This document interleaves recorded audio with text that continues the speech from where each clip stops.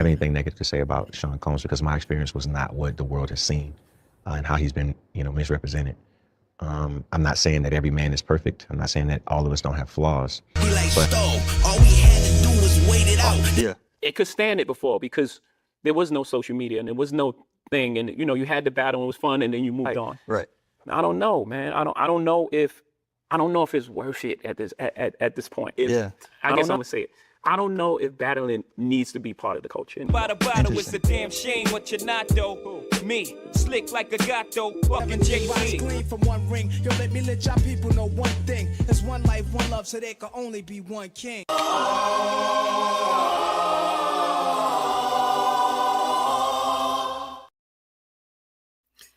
What is good, y'all? What's up, Triborough? I think Triborough's freezing up a little bit. Going frozen up. Now? I see you now. Anyways, tonight we're gonna have a couple topics. Yeah. Okay. Tonight we got a couple topics.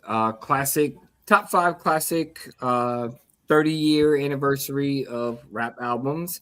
We are excluding Reasonable Doubt, though we will touch on it, and we are excluding Nas's It Was Written because let's face it, those are the albums of 1996. Couple of mine that I have in my top 5 you'll probably enjoy as well. Couple with Triborough, we probably won't have the same list. I think I know the direction you're going and Try. You're gonna be naming them underground legends and shit. We're gonna be touching on Usher a little bit, his thoughts on it. Yeah. And we're also gonna be touching on Jay-Z and his latest debacle that he's got going on. But how do you feel about Stove God Cooks with his label interrupting yet again?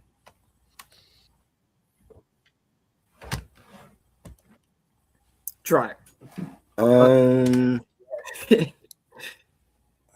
You hear me now? Yeah. Yeah. It's I heard you and then it just started being choppy. I don't know. You hear me now? Are you good? Yes, sir. Still having issues? I think for Stove God, yeah, because I'm hearing like a delay. You're good? Yeah. Mm-hmm. Okay. Yeah, I think for Stove God, there's label things going on with Baby Grand Records that he needs to sort out. I don't know exactly what it is, but I think maybe he might need to. Maybe he owes them an album or something contractual that he has to straighten out with them. My whole thing is like, why promote the album Swiss Beats and then only to find out that it's not coming out today? You know what I'm saying? I just felt like if he didn't cross the dotted lines with Baby Grand, then he shouldn't have been promoting the album, telling people it's coming out today. You know what I'm saying? And I just felt like, that's bad business on his part and Swizz, and he got to get that whole thing sorted out with them. I don't know, like I felt like maybe that's why I was hoping it was coming out, because I know like we've seen this before with labels where they, with an artist trying to leave their old label behind and then they can't. And the Clips last year, they had issues with Def Jam, but they sorted it out with with the help of Jay-Z and was able to leave Def Jam and come out with their album, and it turned out to be the best album last year. But I saw the interview that Stove God gave with Ebro on Apple Music, and he's telling Ebro that he got advice from Jay. So what advice exactly did you get from Jay? Because whatever advice you got, it didn't help him, come out with the album, you know what I'm saying, and clear whatever issues he had with his former label. So I want to know exactly what is it that he owes Baby Grand. That, and rather than taking advice from Jay, he should have just got Jay involved, period. Because I feel like Jay's the only one that can kind of get him out of whatever cluster he's in, you know. So I just think that all this anticipation, this hype, like I was talking to Ray earlier, Ray woke up at midnight just to check for the album. I was up to check for the album and nothing. So you built up all this anticipation yet again. This is about the third time, and now, you know, his label is blocking him. So whatever he's got going, he should have got Jay involved a long time ago, and they probably could have got him out of that contract. And I think he would have been able to do it quickly. You know, Jay has solved a lot of hip hop issues, and I think it's just they respect him as an artist and a legacy and somebody that had to do all this stuff pretty much, yes, with Dame Dash and all that, but pretty much by himself. You know, he's the rapper. He was the one that got the money to come in first. You know, it wasn't Dame Dash, it was him. Yeah. So, you know, I just think whatever he's got going on, he needs to just shut down the project altogether until he gets it all sorted out. Because if they block him again, the fans are going to get so pissed. You know, I was already mad. I see it all over Instagram. I agree. You know, and here he is. Like, imagine how he feel. This is his art. Right. You know, this is his money. And then labels always have to try to do that.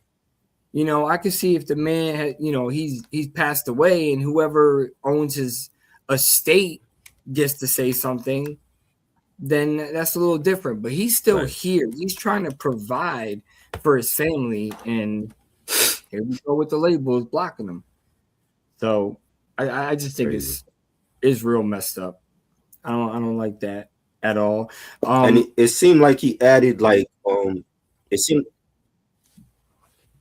Go ahead.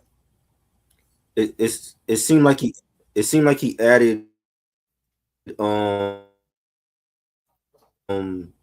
some features to the album. He had a J Kiss on song. He had song with Benny. And I saw like some other features on it. So like before it was just Pusha and it was Westside, but now he has Benny, he has Jada. There's a girl on one of the songs that's like a singing. So maybe that was part of the why it was the album delay. But I mean, I just want to hear the album. Like he got to find a way to bring it out, man. Like sort out your label issues with Baby Grand Records so that everybody can hear this album. Again, the anticipation, the hype, Swiss hyping it up, all the interview, you know, the interviews he was doing, and then nothing. It's kind of almost like a J. Cole thing minus the label issues. You know, he kept promising that album that he came out with months prior, and just kept building and adding, and which led to the project that we got. But this isn't Stove God's last album. So, but with all this frustration, I don't even know why he would want to continue with even dealing with anybody. You know, it's crazy. It's crazy. You can get it on your own. You know what I mean? Like, he's already out there. He's already known. He could drop on stream anytime he wants. It still probably make money. So just not the kind of money he could, or start, a website to merchandise a CD.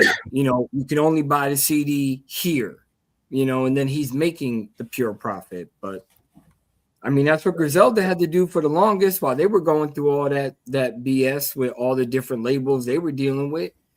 So until they finally became Griselda Records, you know. So I don't know, man. I hope he figures out something. Yeah. Next subject, Usher.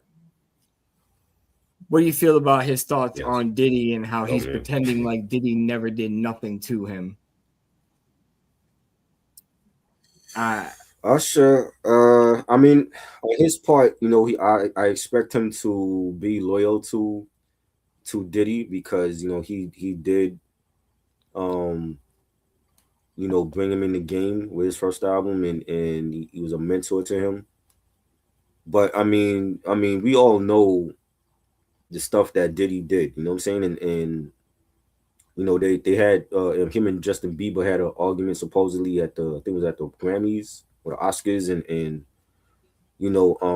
people were saying it was because of Diddy and what he allegedly did to Justin Bieber. But I mean, I expect that from Usher because he's looking at it from coming up in the game and you being mentored by a veteran like Diddy, and he's seeing and he's hearing all the things that people are saying about him, and I feel like he's coming to his defense, but at the same time, it's like you got to know the evidence against Diddy and why he's in prison, and why people feel the way they do about this man now after all these years, and no, nothing will ever take away what he's done, musically. Like he did do a lot for the game, but in his personal life is what he has to answer for, and that's why he's in prison. He's not in prison for creating bad boy records. He's not in prison for giving us some classic artists like Notorious B.I.G. rest in peace, and Craig Mack rest in peace, Black Rob rest in peace, Mace. You know what I'm saying? He's in prison for the things that he's done in his personal life, and I think people, they can't seem to separate what these people have done professionally and what they've done in their personal life. You know what I'm saying? I see it all the time with R. Kelly.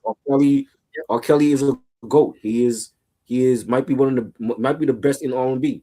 But what he did in his personal life, that's what he's answering for in prison right now. Not what the classic albums he came out for. Not for 12 Play, not for Chocolate Factory. It's what is the stuff he did in his personal life. So I get it. Usher, you know what I'm saying? I mean, I don't know if he has every right to defend Diddy, but I feel like the writing is on the wall. You know what I'm saying? Like there's a lot of people that could have came to Diddy's defense and they haven't. And why is that? You know what I'm saying? So he has to be honest with himself. Like, yo, like I'll Be Sure was with Diddy longer than Usher. You know what I'm saying? Like creatively. You know what I'm saying? And it's just like it seems like everybody that's around Diddy, they either end up dead or they end up in trouble. You know what I'm saying? And Usher got to wake up and just look at what's going on. Like, yes, I get it. He's your mentor. He's saying that nothing was done to him. We don't know that. He could be lying. You know what I'm saying? Like, I wasn't there. I gotta take Usher's word because I wasn't there. I don't know if he was done any harm by Diddy, but I'm just saying, like, to come out and to defend this man right now, I just think it looks bad for Usher. Yeah, I think so too. I mean, again, it's kind of like when Hulk Hogan died. Everybody decided they were going to trash him, but you could trash the person, but the legacy that is left behind, and you don't know. People act like they know these celebrities like personally. You know what I mean? You only know what you hear. And I've always separated. I never stopped listening to Michael Jackson, never stopped listening to Prince. I never stopped listening to R. Kelly. The music that they've created over the decades and generations that they have lasted, and Michael is going to get another boost because Michael's coming out. So that's going to elevate his musical genius even more because his legacy is still living on. And now, what I find funny is how all of a sudden Michael went from being this outrageous, alleged pedophile and all that, right? But now these Epstein files came out, and now everybody's making these wild accusations of, he did the Neverland Ranch to save kids from Epstein. What? Wait a minute. What? Like, so it's make up your mind. Either he's doing this and you all hate him, but now all of a sudden y'all love him because you think he built Neverland to save kids from the Epstein files. Yo, that's what I'm talking about. People's like allegations are so wild. It is out of control. Out of control. It's just like when Tropic Thunder came out, nobody was mad at Robert Downey Jr. for doing blackface because I didn't have a problem with it, and I'm half black. Nobody I knew, all the hardcore, I'll shoot you in the face people, didn't have a problem with it. But everybody had a problem with Ben Stiller playing a mentally challenged character. And now, 20 years later, here we are talking about how it was wrong for Robert Downey Jr. to do blackface. Shut up. It's a movie. These are things that happen. It's music. He's not doing it in his person.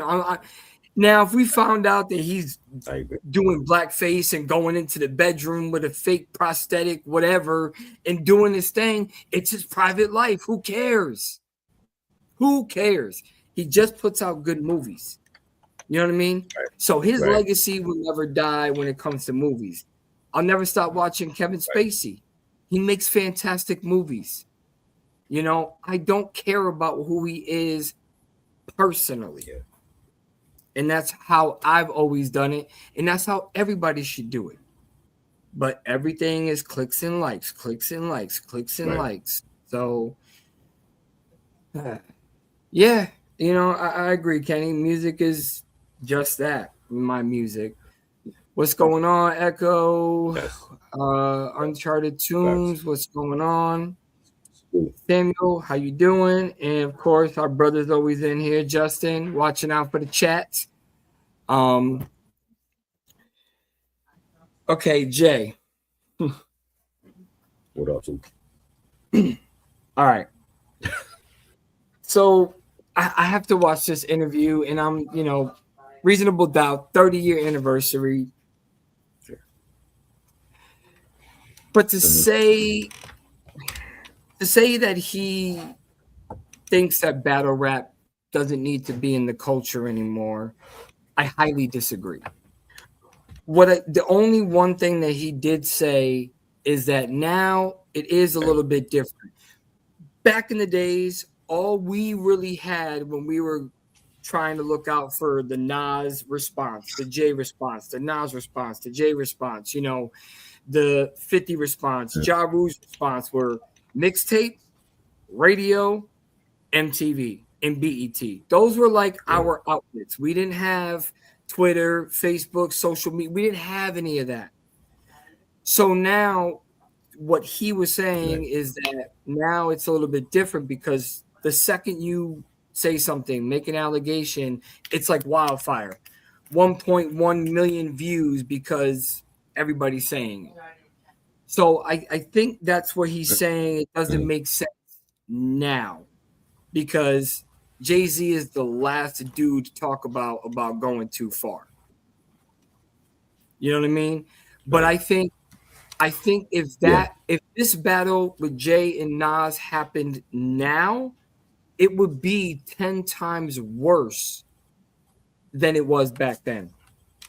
Because the characters would get assassinated on social media. So I think that's what he was talking about. And then the allegations. What Jay was saying was true. We don't know about Drake's allegations that Kendrick made towards him. So, you know, I kind of see where he's coming from. But as far as battle rap not needing hip hop, the foundation was built on battle raps, DJing, battle raps. And still to this day, all Queensbridge is still mad at KRS-One for making one of the greatest diss songs, The Bridge Is Over. It still stings artists today. So battle rap deserves to be in this culture, in this space, in this music. Nobody says nothing when you know, Garth Brooks punches other country singers in the back. You know what I mean? It's all good, but when a rapper does it, it's like the biggest news hype ever. So, I think it's just crazy. My thing was when he was doing, you know, when he was naming the 4 elements of hip hop, he didn't mention MCing. He said battling. Yes, that's not the same thing. No, MCing is number one. That is a main part of the 4 elements. Battling is a part of the culture. But he didn't say that. He didn't say MCing. He said battling, right? So if you consider battling one of the 4 elements of hip hop, why would you want to get rid of it? Why wouldn't you want people to do it? You know what I'm saying?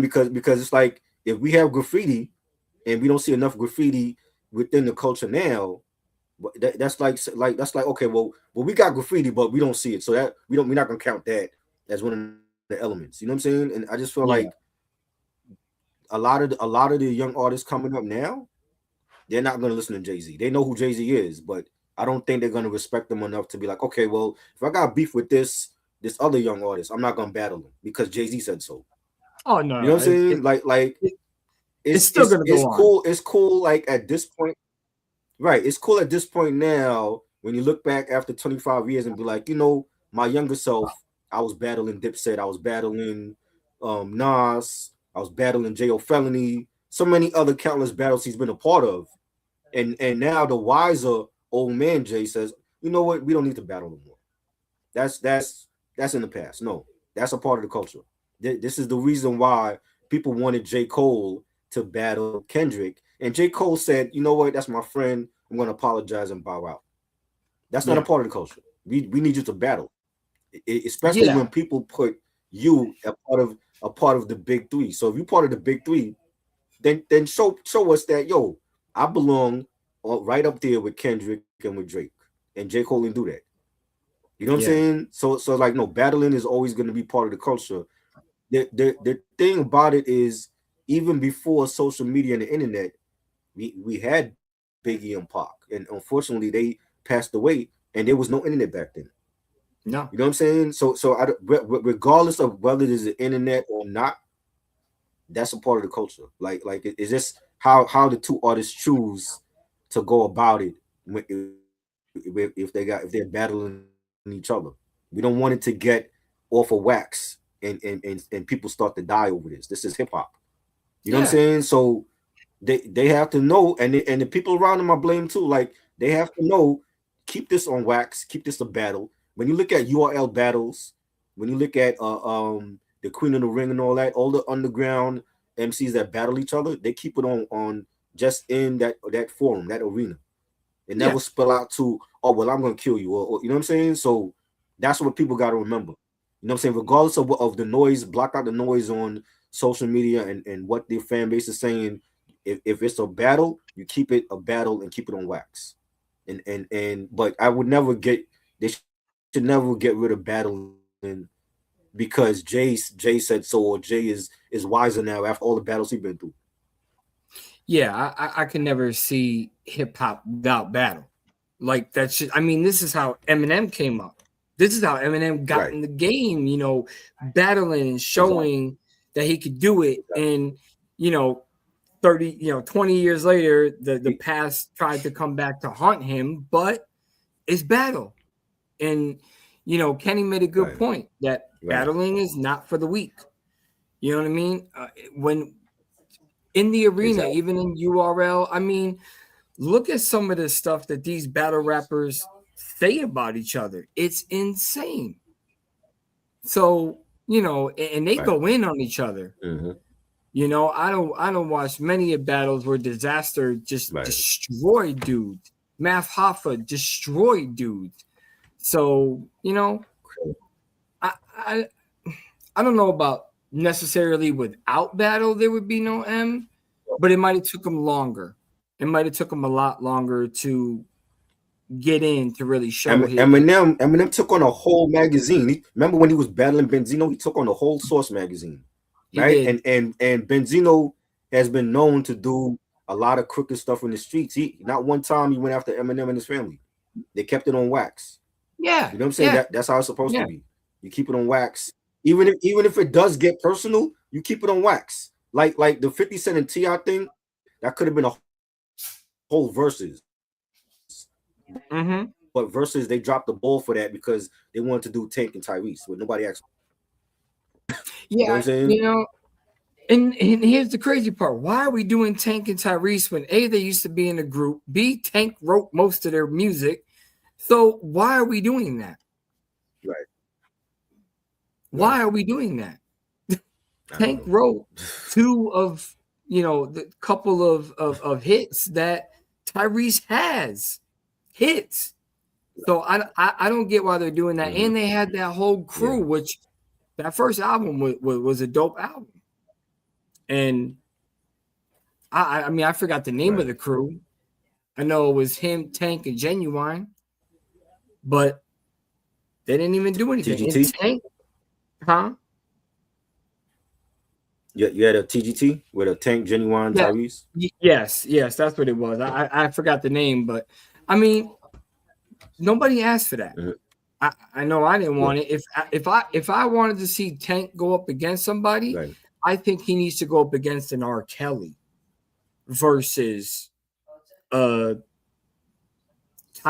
You got one Nah, album, he bro. would lose. He would lose. I know he would lose, lose. but if you X out the He songs would. that look, Tank y'all would sleep lose. on Tank. Y'all sleep on Tank. That's all that I'm saying. Man. Y'all sleep on Tank. Right. Savage is a dope album. So that's one of my favorites from Tank. I think he could just play that album and kill half the R&B artists. But I'm saying it would be a better battle versus him and Tyrese. I'm trying to figure out what songs are you not going to use, Tyrese, that Tank didn't write for you. So, yeah, people have been battling for you. And again, KRS-One made The Bridge Is Over. Right. And it's still stinging people, what, 46 years later? Fat Joe said it recently that rappers were in their feelings about The Bridge Is Over.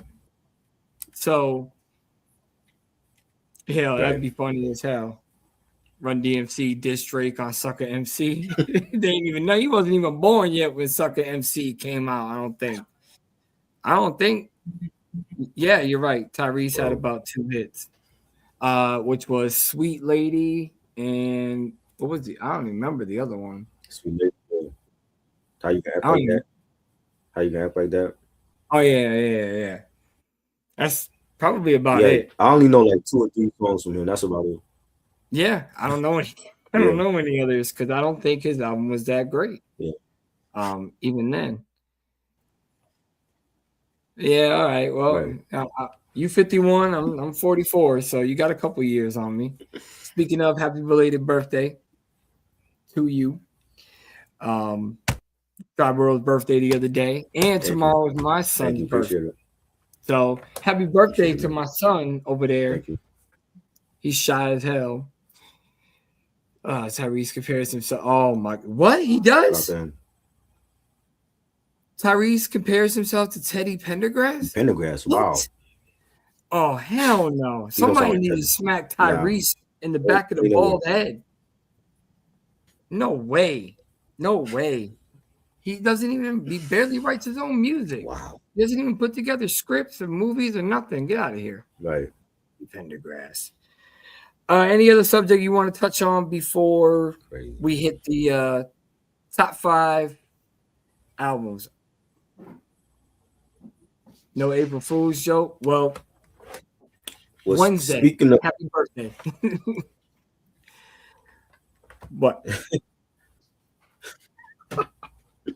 Speaking of no April Fool's joke. The Tank and Tyrese battle, you have Ray J come out today.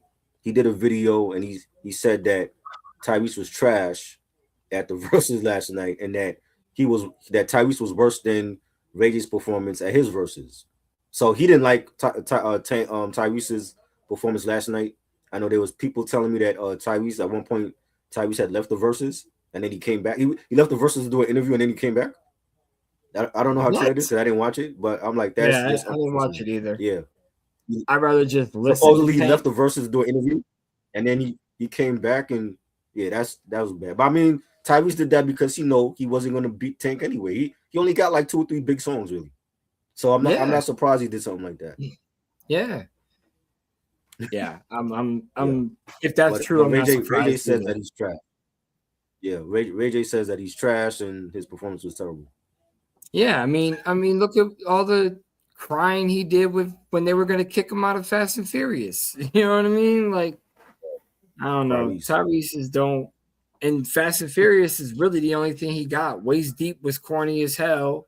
And the only reason why he got, Baby Boys because Tupac passed.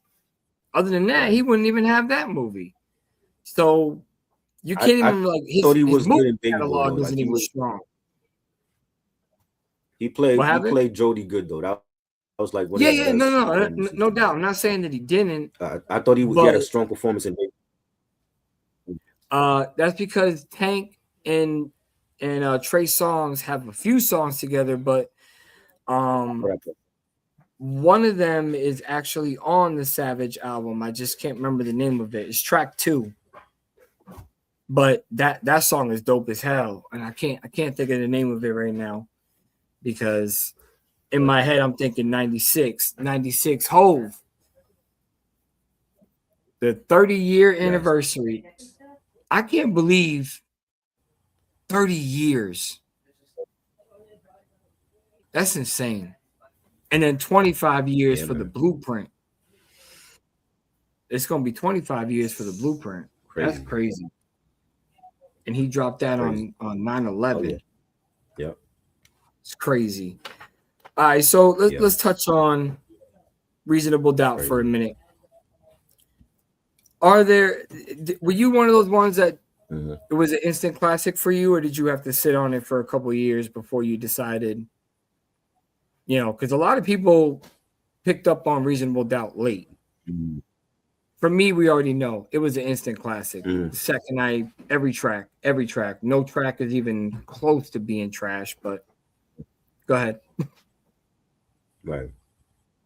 I liked it. See, I never bought it. I never bought that album because I wasn't a huge Jay-Z fan at that point. Like I knew who he was, I knew the songs, but I never ran out to get the album. But like listening to the album, it is a classic.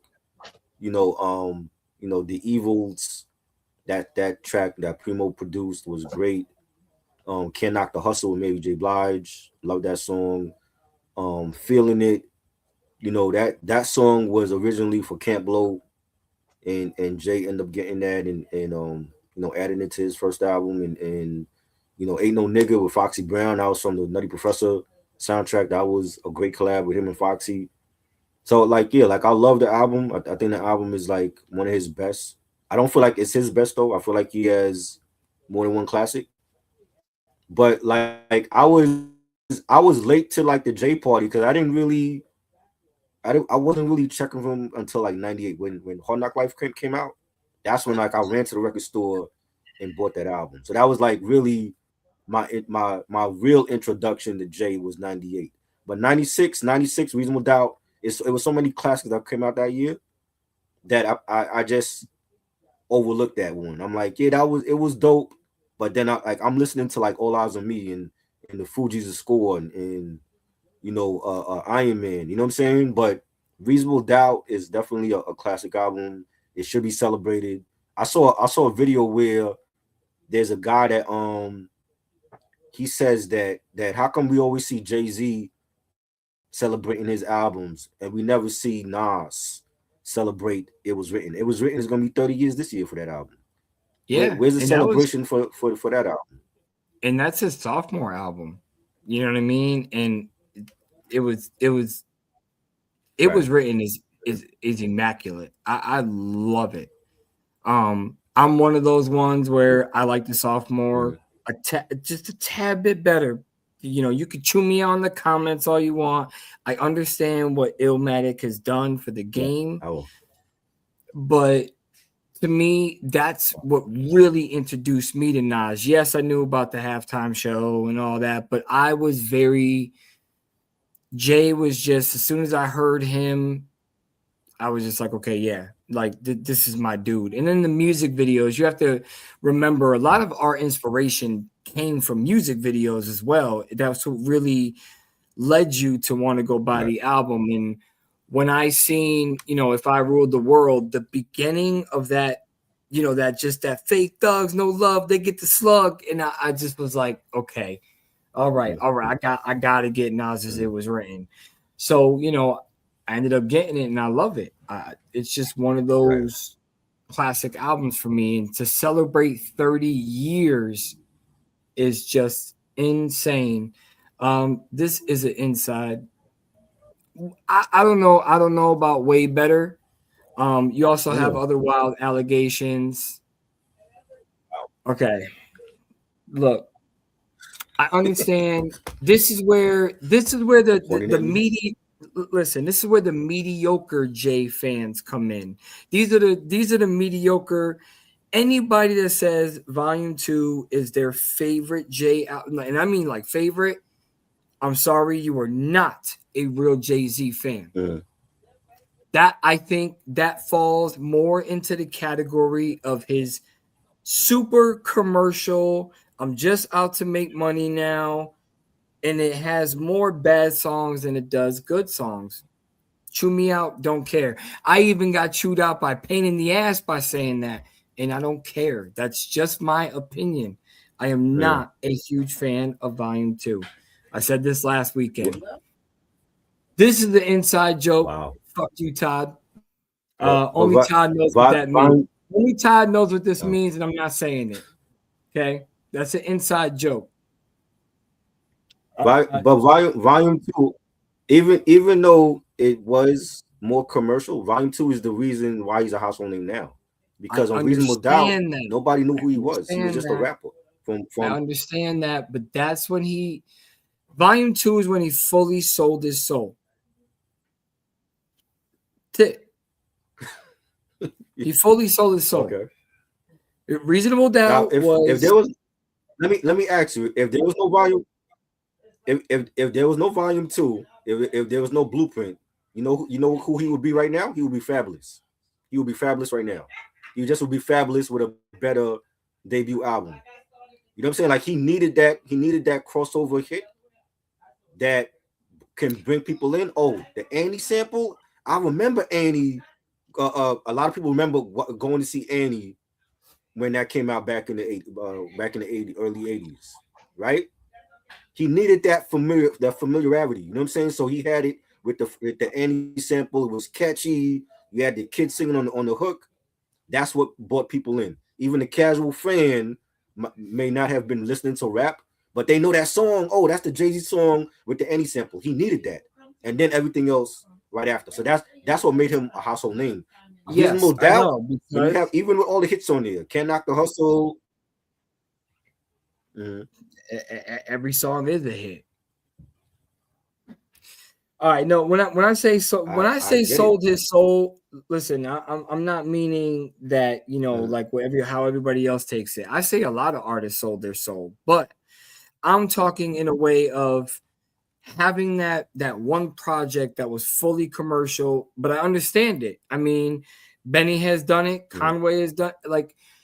Everybody has done it. Everybody has that one album where they had to go fully commercial to get their name out there. Yes, if he would have stayed in the direction of, let's say, Volume 1, if he would have still came out with Volume 3, I still think Volume 3 would have made him the same household name that he is with Volume 2. Yep. And yes, I think if anything, Big Pimpin' would have been like the big hit on there, but I don't think he would have been a household name with just Reasonable Doubt Volume 1 and then Volume 3. He would have been fabulous. He just would have been a better version of fabulous. Bro, Volume 3 has better songs than Volume 2. What are you talking about? Volume 3 is better. It don't have better hits than Volume 2. It might have better album cuts. I don't even think it has better album cuts than Volume 2. What hits on Volume 3 I don't even think Big Pimpin' is better than any hit on Volume 2. What songs are better on Volume? Give me 5 better songs on Volume 3 that's better than Volume 2. I could give you 5 big hits off of Volume 2. Snoopy track. That wasn't better. Hell no. Oh my God. No. All right, maybe I'm just listen. You're thinking you're talking about but you're talking about the fan. I'm thinking the fan way. To me, I'm thinking for the head. But you're talking about, bro. You're talking about the Snoopy track, the different version with Juvenile is actually spitting, and you're not just on the hook. No. Right? I'm talking about where Juvenile is doing the hook. What's on the album? Okay. NYPD. I don't even think that song is better than anything on Volume 2. Come and Get Me is better than most of the things on Volume 2. Yo, Reservoir Dogs. Hell no. Reservoir Dogs. Reservoir Dogs was fire. What? Ride or Die. What had one of the best verses on that track. Those are my favorite songs on the album. Ride or Die. Okay. And Reservoir Dogs, and only because of DMX, Money Cash Hoes, I prefer the remix better. But it's just such a weak hook. I can't. Okay. That's just my opinion. That's it. I'm not going to take it back. Reasonable hear Doubt you. is a classic. It's the number one album he's ever came I- out with. Blueprint is right behind it. American Gangster. And then I would say 444. But Okay. everything else in between. But you is see, just like silly. sometimes, like an artist, when they have that crossover song, it puts them in a different in a different audience, right? So Look, for Nori, Get Your Money. when he has Super Thug is like, Go ahead. yeah. I get it. I'm saying, like for artists like a Nori with Super Thug, and you see, like, that's like his biggest hit even now because it was catchy, the beat was different. That's a beat that Michael Jackson passed up on that. Like, he wanted that, he wanted to be on that. I'm like, I can't hear Michael Jackson on that joint. But Michael wanted that beat. You know what I'm saying? And I'm like, that's how huge it was for Nori, right? Sometimes you need that crossover hit to gain a different bracket, and that's what Jay did with Hard Knock Life. You know what I'm saying? That's what made him a household name. Like, my mom knew he was when that came out. Yes, yeah, and I get that. And look, I'm not saying that. Just to me, Volume 2 is just not my favorite album. That's it. Like, I just felt like that's what he had to do to go famous and get that what he deserved. But I mean, Volume 1 is a great sophomore album. He's releasing not only his lyrical skill yet again, but he's also releasing his therapy. He did none of that on Volume 2. None of it. Everything was just commercial hit, commercial hit, commercial hit. And you see why Volume 1 wasn't it didn't have no big hits off of that album. It's considered like an underrated album. People don't even talk about Volume 1. I know, that and was he one hates of his himself. best, but there's no big hits on that album. Yeah, but like, he hates himself. Remember, like, he's signed now. You're signed now. Yeah, but you're signed now to a major. You're signed to Def Jam. They want hits. Like, you got to produce with them, right? So once it's like, if he was on priority with that album, it'd be one thing. But you want Def Jam, so they still want numbers. So that album didn't sell. Volume 2 comes along, that makes him a household name. Yeah, and you have to remember, everybody's different. You're a Mobb Deep fan, right? So, I'm a Mobb Deep fan. I will still hold strong. The Infamous is their better album. Some people don't agree with that. Some people say Hell on Earth is their better album. So you're always going to have differences, but that is the beauty of hip hop. People that are Eminem fans are going to say, I like Infamy better than I like Slim Shady, because officially now it's his, that's his first album. It wasn't sold in stores, so I still don't consider it, but whatever. And it's the same with DMX. I prefer Flesh of My Flesh, Blood of My Blood over It's Dark and Hell is Hot, but I'm not saying that It's Dark and Hell is Hot is a trash album. Far from it. The man put out 2 diamond records in 1 year. So, but everybody's different. Most people would tell me I'm crazy. Flesh of My Flesh was corny, and his first album is the best one. Okay. But everybody's different. If we were all the same, we would all be fucking boring. None of us would be doing podcasts or YouTube or videos or anything. I don't care what people think about my music taste. Volume 2 is okay to me. It is not his greatest album. Period. I love you. No, it's not his greatest album, but I do feel like he has more than one classic though. Like yes, he definitely does. It was a classic. Blueprint. Yeah. Black Album. I love the Black Album. I really, if the Black Album was actually his See You Later farewell, I think he did a great job. but he can't leave it at 444. Right. But it wasn't. No, but he Right. can't leave it at 444. He's got to. And honestly, I don't know why. I don't know why or what he's going to talk about now. What is he going to talk about? That you're a billionaire? Like, that's the only thing that kind of scares me. What direction is this album going to go in? Because most of the hardcore fans didn't like 444. So I want to know where he's really going to go, in what direction. What are you going to say? You paid Lil Wayne's taxes? You helped this guy get out of his deal? You got Benny his Def Jam jail? Like, what are you going to say? You're a 2-time billionaire. So, I don't know. There's always something to say. Okay, I got somebody. He can somebody choose that to agrees be. with me. Sorry. Okay. Sorry. Go ahead. No, it's all good.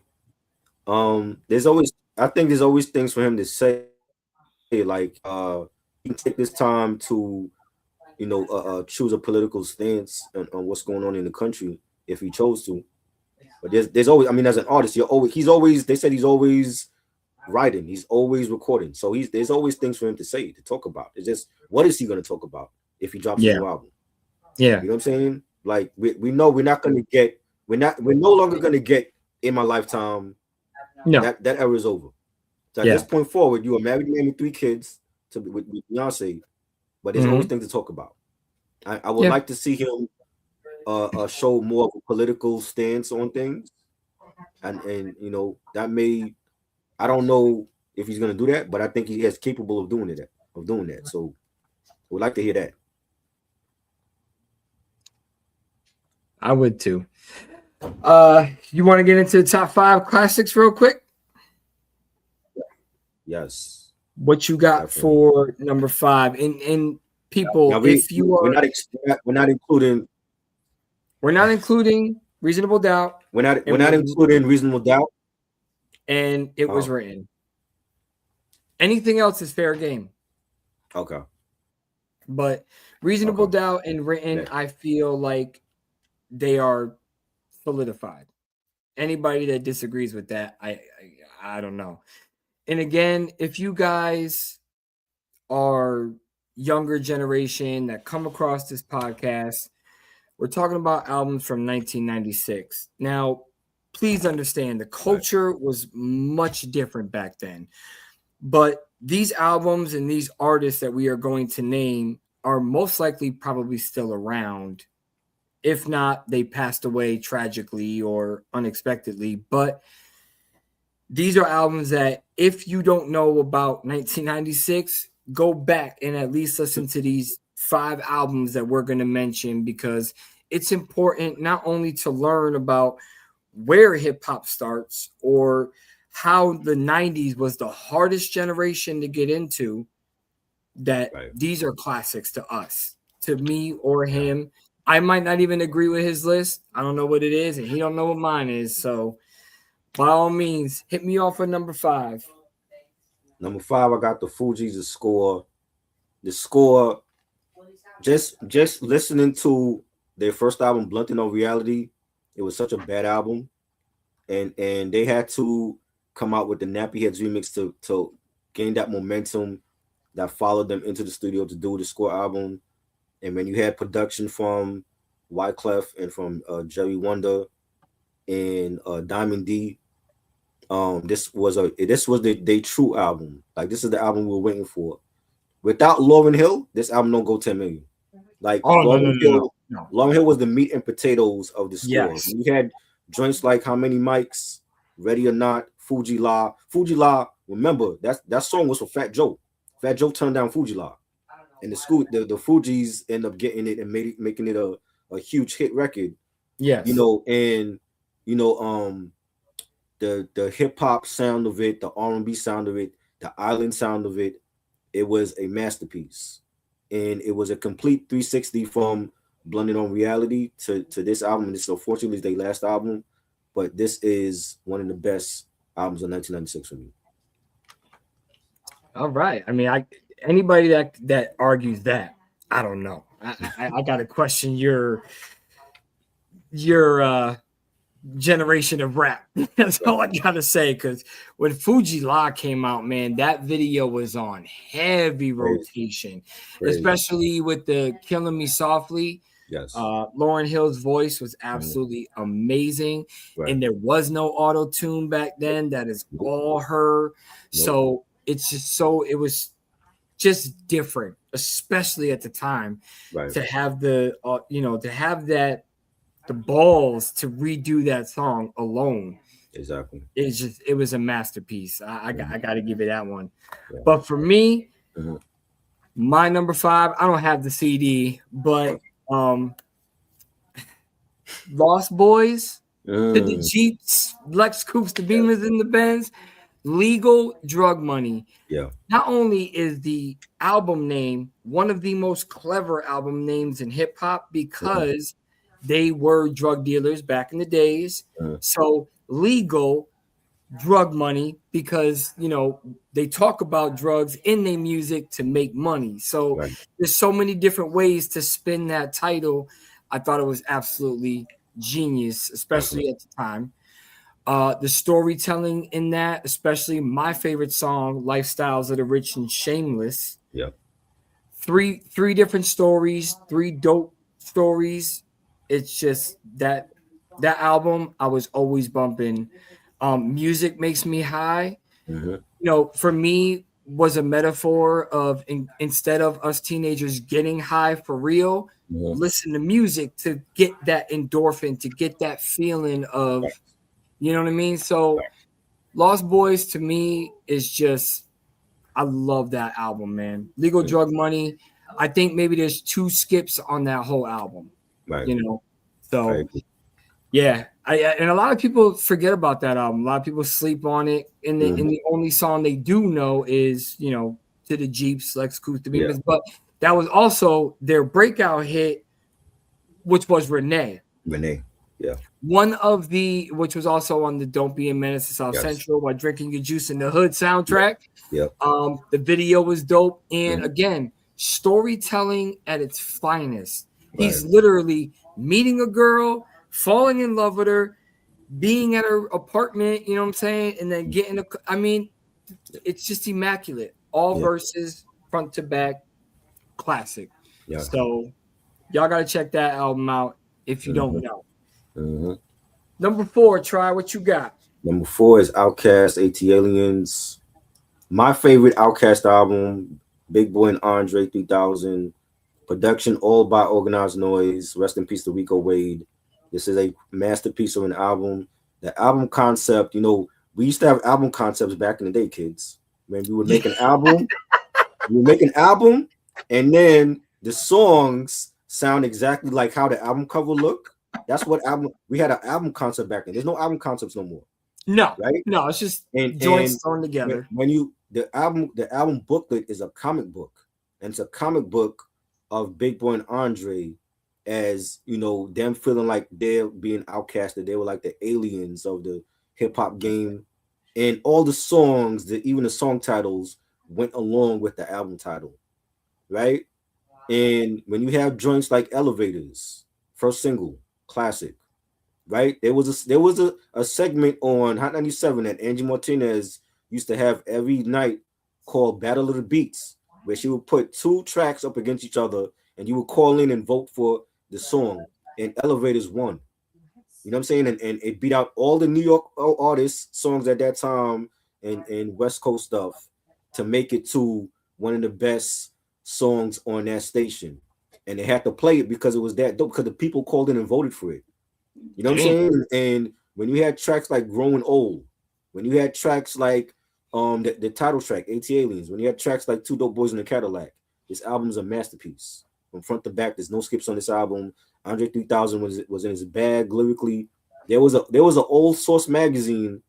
I forgot the issue, but I had the issue where they took a hip hop quotable for Andre from Over the Woods. So his verse from Over the Woods made hip hop quotable. You know what I'm saying? And that's how great it was. You had a remix for Jezebel with Babyface featured on that. You know what I'm saying? Like that. This album was a game changing album for Outkast because they slept on Southern Playlistic. You You know what I'm saying? Yes. But this is my favorite Outkast album. This is one of the best sophomore albums ever. Yeah, that was actually in my top 5 list of sophomore albums as well. Yeah. From a group or an artist, because they really showed out, especially when Elevators hit. Definitely. Oh my God, that vibe. And that the music video, remember they're running through the woods and Andre got on that thing. Andre always has something crazy. I love Andre because he has always been himself. Right. I will give that. I mean, big boy too, but most people would be embarrassed to be next to somebody like Andre 3000, who is going to wear what he wants, say what he wants, perform with no shirt on. Mm-hmm. You know what I'm saying? Come out in chaps. Yeah. You know what I'm saying? With a cowboy hat and murder the concert. They're giving you a show. It wasn't about what they were wearing. He could. I've seen him live, and he wore like the football pads and the wigs. Yes, I remember seeing that. They gave you a show. They didn't have like 100 people on stage doing nothing. They got a live band on there. They got dancers, singers. They doing everything. It was great. Justin said he likes Master P, Ice Cream Man. I wasn't really on Master P until I heard I Got the Hookup. That was probably like where I started to listen to him more. I heard Ice Cream Man. Mm-hmm. As soon as I used to hear the ice cream jingle, I instantly shut the radio off. I will say Ghetto Dope was fire. That was a dope album from Master P. So my number 4, and if you only know them for one song, I'm very sorry, but MOP Firing Squad. Definitely. That album is so classic. I know a lot of people only know MOP because Annie Up was such a big hit.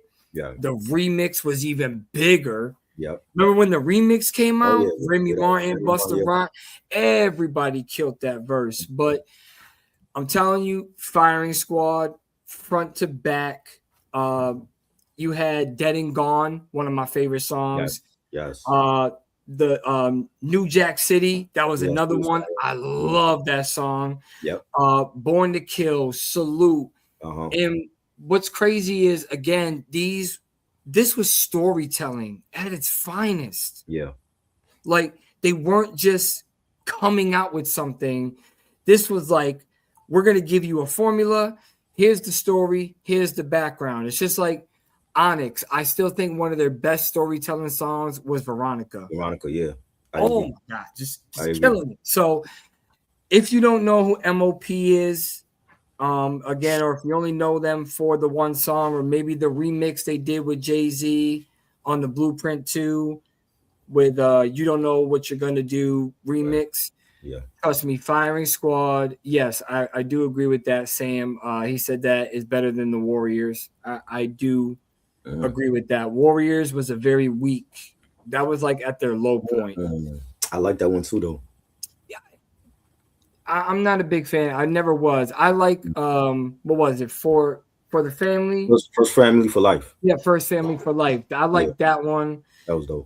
That's another one of my favorite albums by them. But Firing Squad, if you don't know, get up on it. Everybody got Amazon and all that shit. So boom. Number 3, try what you got. Yes, Hell on Earth. Did I click that at the perfect time? I knew it was coming. Hell on Earth was coming. Now, listen, but the debate about if this is better than Infamous, I love both albums. Both albums are classic. If people feel like it's the best one, that's great. I feel like my Deep have more than one classic to me. This is one of them, and this is to me like their true sophomore. We don't count Juvenile Hell.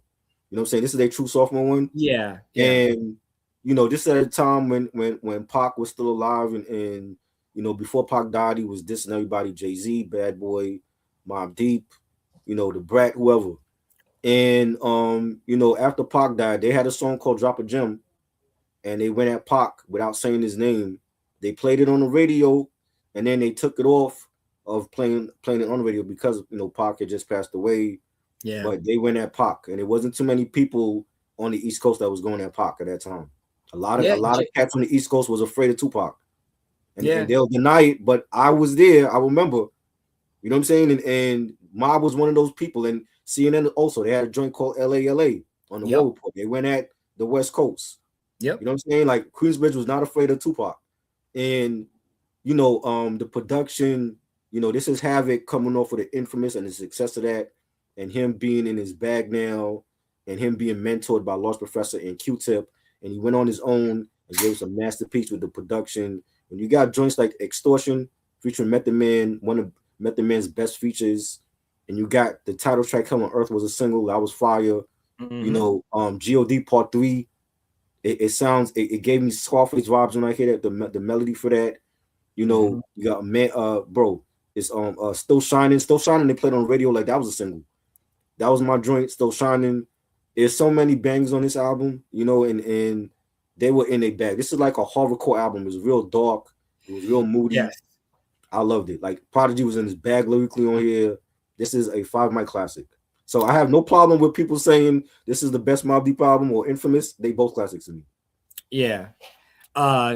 You got Sam, he say he loves Hell on Earth, and God Part 3 is fire. Yes. And you know what's crazy is that, first of all, I have to say this, and I know this is gonna hurt your heart. But me and Ray were just talking about this earlier because me and Ray were talking on the phone. Shout out to you, gotta respect. Which he's doing his thing tomorrow. I wish him the best of luck of that. I'll be there. Yeah, I heard you're gonna be there, so you know, fuck you. If I lived closer, brother, I would definitely be there to represent Jers, but you know, much respect to him, man. He's finally getting to do that. I will be buying the physical copy when it comes out, 2 of them, and I'm gonna make Ray sign one for me before he even sends it. So I gotta give him love and a shout out. Yeah. Also, when Prodigy battled Joe Buttons and went at Joe Buttons, Joe killed him. Blood on the Wall was immaculate. So I gotta say that. But the whole thing with Prodigy and Jay is because he got mad when, you know, New York lost feeling when Snoop came through and crushed the buildings. That pissed off Prodigy, but what Prodigy didn't know is that Jay actually had a Tupac diss and decided not to release it because he had passed away. And to me, that was the more respectful thing. But it also did make Jay look like a bitch in the East Coast eyes because he came at the West Coast after everything was said and done. Right. I think he should have just left it alone. Exactly. In my opinion, he should have just left it alone. He shouldn't even have never said he had a Tupac diss and never came out with it. And it's fire. You can find it on YouTube. Right. It sounds very dated.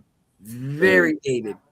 I'm not gonna lie, but that was back then. That was 95, 96? Yeah. So it's very dated, but the lyrics are still there. Not so much the beat. Right. My number 3, you dropping CDs, violation, son. My number 3, it should be no shocker.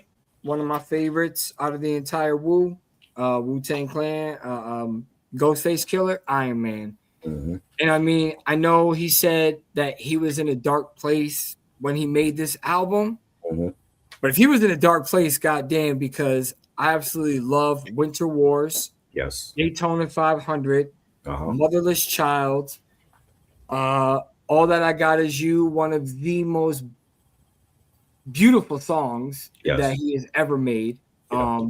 Better than anything that he's had on Pretty Tony. I know he loves to say that Pretty Tony was his like swagger album, but man, Assassination Day, and like, you know, besides Raekwon, because Raekwon was a heavy on this, just like he was on Only Built for Cuban Links. Just everything about this album, front to back, is just so immaculate. I loved everything about it. You know, RZA really doing his thing. He was in his bag, but Iron Man, it's just a classic. I don't think anybody can say that it's not.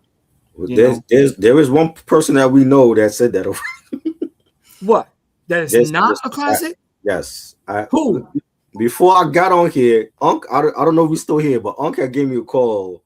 He don't think it was great. He don't think it was a great album.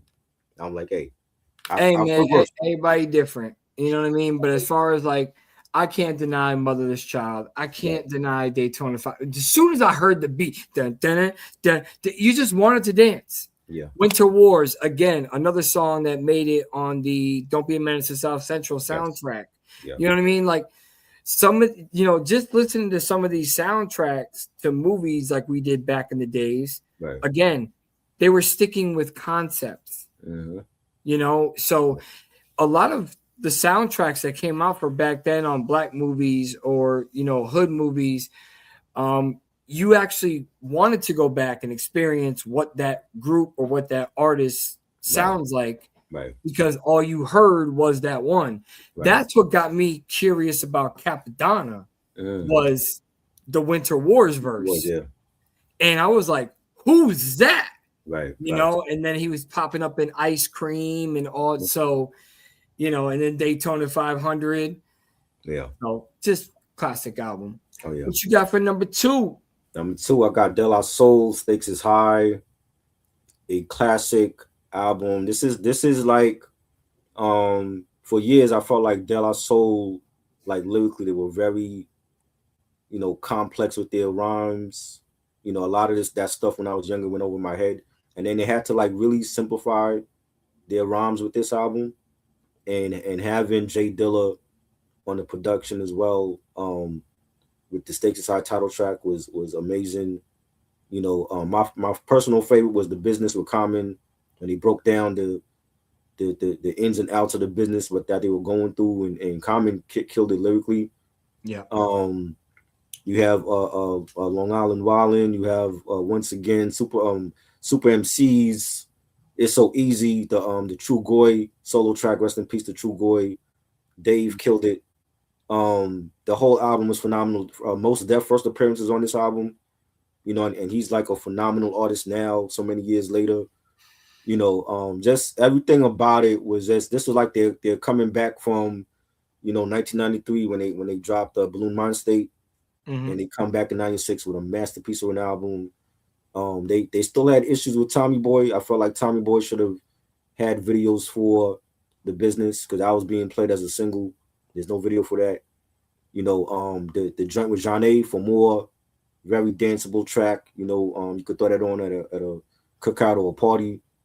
I loved it. I think this is again, like, De La Soul has many classics. If somebody say this is their best album, I have no problems with that. I feel like they first 4 easily are their classics or their best albums, and they still putting out heat. Like last year, they gave us Cabin in the Woods. It was one of the best rap albums of 2025. I loved it. I love the whole homage that they paid for Dave and True Goy, and it was great. So they still putting out heat now after 30 something years, and this is one of my favorites of 96. Yeah. Hey man, I can't. Anybody that don't like De La Soul, just their vibe alone, it can put you in such a good mood. It can put you in different directions, but they're one of the few, because when I'm working, I have different like mixes for depending on how I feel on my day. I got my Sade mix when I'm feeling real down, and listen, I love Sade, man. I ain't never gonna take that back. I love Sade too. She has made more classic albums, her and her band, than a lot of the most famous artists. Yeah. So, but and De La Soul is always in that feel good vibe for me, and they're always in that mix, because I got my 90s feel good songs, and them being just up in that upper tier level, you can't deny them, man. Their first 4 is definitely some Nick. Hey man, listen, Kenny, you better wait in line, because me and my wife will handle that. Do hip hop soundtracks next. We could definitely do that for y'all. We could definitely do that for y'all. I'll probably give you a top 5, because I mean, I think Juice would like would be very overrated now. You think I so? think I think that I would have to go back and listen to. I mean, I haven't listened to the Juice soundtrack Right. in decades. Mhm. But like I think what we found dope back then might be a little overrated now, or not as dope as we remember. Right. But we can definitely do that for y'all. Yeah. Yes. I even love her greatest hits album. Yes. I love that. Yes. And it's only like a 12 tracker. It's not even really like her hit. It's just, her regular smooth stuff. Right. But my number 2, for some reason, to hip hop heads, this is not going to be a surprise, but to everybody else, I'm tired of seeing my man getting pushed down to this lower tier, especially lately with all the freestyles he's been coming out with.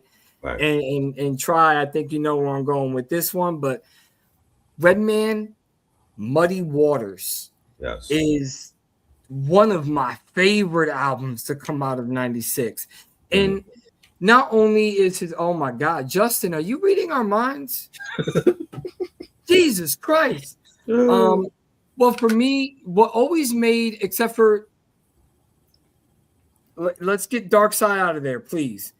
Try. I didn't think it was great. It's okay. Yeah, no, I don't think it's a classic. I was not. I did not like that album, but So you're not the only one. You're not the only one. Yeah, I know. But Muddy Waters, to me, he just knows how to put together an album, but not only just songs, but even the intros, the outros, the middle intros, always flows like perfectly right into that next song, and you just, man, Muddy Waters to me doesn't have a skippable track. Are there tracks I'm sick of? Of course. Whatever Man was played so much on BET. I remember Rock the Spot was played a lot. Pick It Up was played a lot on the radio. So, I mean, when it comes to that, I always feel like you have to give those tracks a skip, especially from us. Whenever they had like the BET countdowns, it was always the same songs. Same songs, yeah. You know what I'm saying? So you kind of, oh yes, Sam, Doc's the Name. Definitely. I love that album too. Again, another album that from beginning to end, you have to even listen to the intros, the middle intros, the outros, because it just all blends so well together. Yeah. It's just, he knows how to make an album. And I know nobody really mentioned it, but I know me and you said it on one of our prior episodes. Muddy Waters 2 is a phenomenal Definitely. Sequel. Yeah. It's great. I loved it. I had so much fun with it. It was great. I had it on heavy rotation that whole Friday, and he didn't even tell anybody he was letting it out. He just dropped it. And I got the alert, and I'm like, Redman, Muddy Waters 2? What is this? Nah, I mean, he was doing freestyles here and there, and like he was planning it for like 10. It seemed like 10 years he was planning it. Yeah, but I never thought it would actually come out, but it actually came out, and it was good. Yeah, but Doc's the Name. I mean, that album came out in 99 or 2000? 98 that came out. 98. Okay, yeah, I knew it was close, but yes, very immaculate album as well. What is your number one, because I think I'm going to be heavily surprised. My number one is Tupac, All Eyes on Me, one of the best rap double albums ever. And this is Pac when he just came out of jail. He had a case, the rape case or whatever. He was in jail. He was in jail for Me Against the World, which is his best album. And it's still they got promoted by his label. It did numbers. His best album. Suge Knight gets him out of jail. He comes home to California. And he goes on a rampage with this album against the East Coast. And from the first track, Ambitions as a Rider, that set the tone. That's one of my favorite songs on this album. The production from Daz and DJ Quick. Devontae Swing from Jodeci is even on here. Dr. Dre. It was a classic album. It's still a classic. And I hear a lot of people say that the first disc is better than the second one. I think they're both equally good. Yeah. I've heard that. I don't know where people get that from. I'm like, bro, both albums are fire. This is a classic double album. It easily hits on the second album. You know what I'm saying? Trading War Stories with the Outlaws. one of my favorites. What's Your Phone Number, where he sampled the time track was dope. You had How Do You Want It with Jodeci, fire. How do you feel? You know what I'm saying? All About You with Nate Dogg, rest in peace, and the Outlaws killed it. You know what I'm saying? Like every track on California Love, I loved it. I think it's one of the best rap double albums ever, top 5 easily. You know, rest in peace to Tupac. Yeah, and that was actually my number one. No matter how much, even if you're not a huge Pac fan, this is the one album, if not any other. This is the one album that everybody can agree with how dope it is. The production, again, Thug Passion, Picture Me Rolling. I mean, I remember people going down the street and that's all you heard. You know, and then All Eyes on Me and that beat didn't, you know, it just, you know, and I've heard that, you know, disc 1 is better than disc 2 thing too, and I agree with you. I definitely think that both of them just have like their special blends, man, and it's a well put together. For being Rush, from what I heard, Pac made that album in a very short period of time. I think it was a week or 2. And he had the original title was Euthanasia. He had Euthanasia. He changed it to All Eyes on Me, but they said like as soon as he went to the studio from jail, he was recording like every day, like 7 tracks a day. Like, his work ethic was crazy. You know what I'm saying? Salute. We just talked about you. We just talked about you. We just gave you the shout out for tomorrow. The best of luck. Yes. You know, finally getting that debut going, and you know, getting that physical copy. You signing me a copy and send it out. But you know, very proud of you, very happy for you, brother. I'm glad to see. And yes, West Side Connection was a good. It's a good album. I am just not. For me, I'm not a huge Mac 10 fan. I was a very heavy on Ice Cube at that time, so that's why I did enjoy the album. But Mac 10, he was always hit or miss for me. But yeah, back to Pac. No matter if you ask anybody in the streets, even if they're not hip hop heads, but they still know Pac. All Eyes on Me, Ambitious of a Rider, Thug. What was the one? Thug Passion. Thug Passion, yeah. Like all those are ones that people will name right off the top of their head. You know, Picture Me Rolling. Those are all, and it's all from the same album.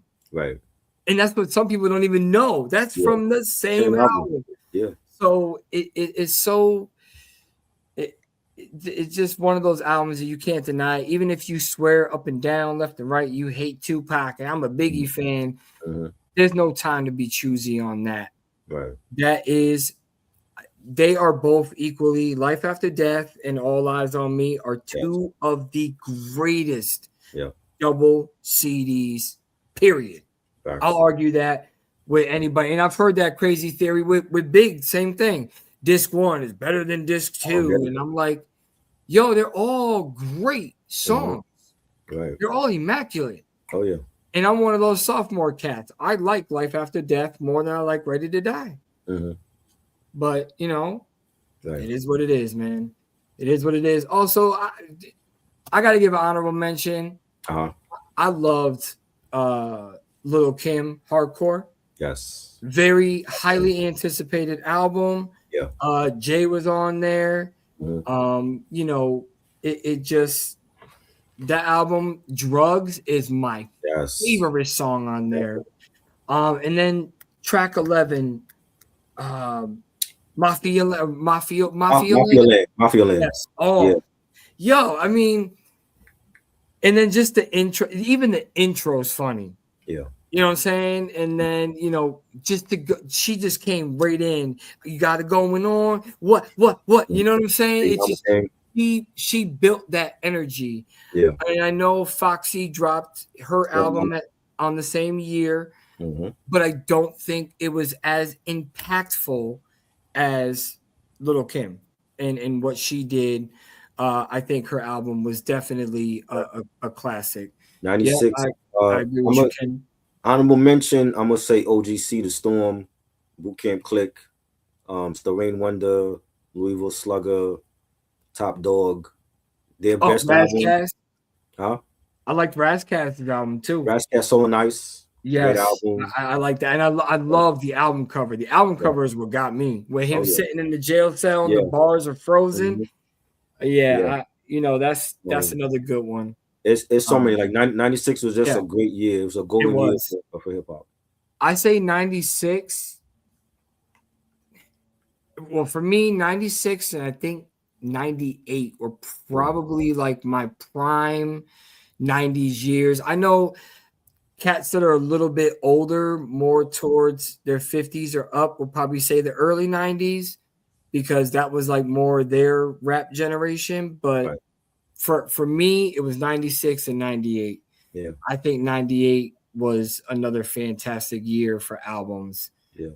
You know, so 90, 94, 94, 95, 96, 98, even 97. 97 was like the year of Puff, but there was some classics that came out in 97 as well.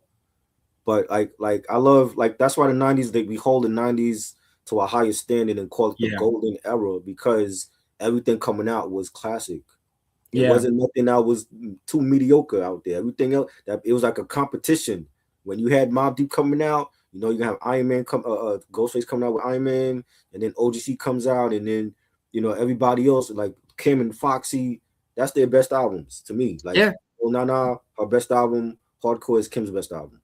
Yeah, and I love the remix that she did with Jay. When they remixed that song from the old classic. I can't even think of the name because I'm getting to that point. But Ain't No Nigga?